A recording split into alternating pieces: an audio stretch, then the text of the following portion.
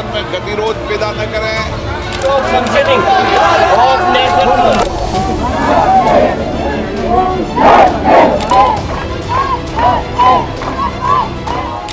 संसद से लेकर सड़क तक विपक्ष की एक ही मांग, शिक्षा मंत्री धर्मेंद्र प्रधान का इस्तीफा। इस मांग को लेकर विपक्ष कभी पीएम आवास को घेरता है, कभी गांधीगिरी के अंदाज से सरकार के सामने अपनी मांगे रखता है। दूसरी तरफ सरकार इस्तीफे की मांग पर कुछ नहीं बोलती, चाहती है कि विपक्ष संसद में चर्चा को तैयार हो। विपक्ष का मानना है कि पेपर लीक और छात्र आंदोलन से सरकार बैकफुट पर है। ऐसे में अपनी मांग को छोड़ना नहीं है, बल्कि इस पर डटे रहना है।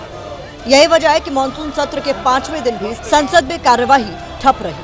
विपक्ष ने इस्तीफा दो के नारे लगाए।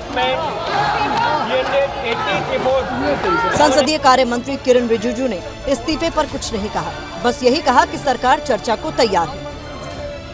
मैं फिर से आंदोलन करता हूं, आप शुरू से चर्चा मांग रहे थे और सरकार ने चर्चा के लिए तैयार भी हो गए थे। आज सुबह में केसी वेणुगोपाल जी को भी मैंने फिर से अपील किया है। हम लोग सबका मत एक ही है कि चर्चा होना चाहिए।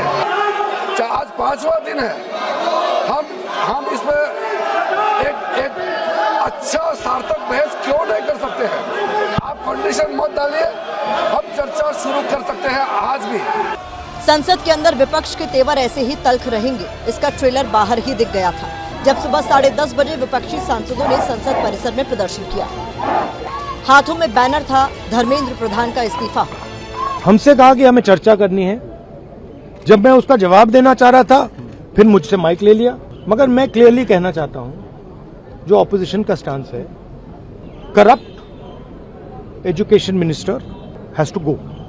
हम तो चाहते हैं सरकार जिम्मेदारी ले, नैतिकता के आधार पर जिम्मेदारी ले, और इसी तरह हम चाहते हैं कि सरकार अपने एजुकेशन मिनिस्टर को हटाए और एजुकेशन मिनिस्टर या तो इस्तीफा दे, और इसके लिए कोई दो राय नहीं है। अब मामला धर्मेंद्र प्रधान तक सीमित नहीं है, अब मामला बहुत बढ़ गया है। आप समझने की कोशिश कीजिए। पैलेट गन चलाए गए हैं निहत्थे युवाओं के ऊपर, तो ये किसकी जिम्मेदारी है? ये तो गृह मंत्री की जिम्मेदारी है ना, गृह मंत्री की जवाबदेही है। हालांकि लगता यह है कि सरकार ने विपक्ष को उसकी मांग के साथ छोड़ दिया है।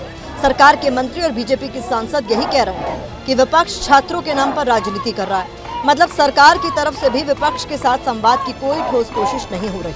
सोनम वांगचुक जी, उन्होंने भी अनशन तोड़ के अपने बात रख दिया कि अब चर्चा होना चाहिए। मेरे ख्याल से अब इसको राजनीतिकरण करके फायदा नहीं है। कांग्रेस पार्टी ने दिखा दिया कि वो बहस में इंटरेस्ट नहीं है। एक्चुअली ये लोग पड़मुंडे फलहार करना चाहते हैं। मोदी जी बच्चों के साथ खड़े हैं, देश देख रही है। कांग्रेस ने तो गुंडागर्दी की हद कर दी 2 दिन पहले। कांग्रेस की किसी बात को, पार्टी को सीरियसली लेना चाहिए। लोग जुड़ते नहीं थे, 100 चुनाव हार गए, तो सीजेपी का जो है सोनम वांगचुक साहब जो है अनशन कर रहे थे, उस अनशन से जो लोग नजर आ रहे थे और देश में जो प्रतिक्रिया नजर आ रही थी, तो उसमें अपना रोटी सेकने लगे। कांग्रेस ने यही काम किया ना, कांग्रेस ने अपने हिसाब से तो कोई आंदोलन नहीं किया। फिलहाल संसद की लड़ाई तो सोमवार तक छुट्टी पर है। अब असली फाइट सड़क और बातचीत की टेबल पर ही चल रही है।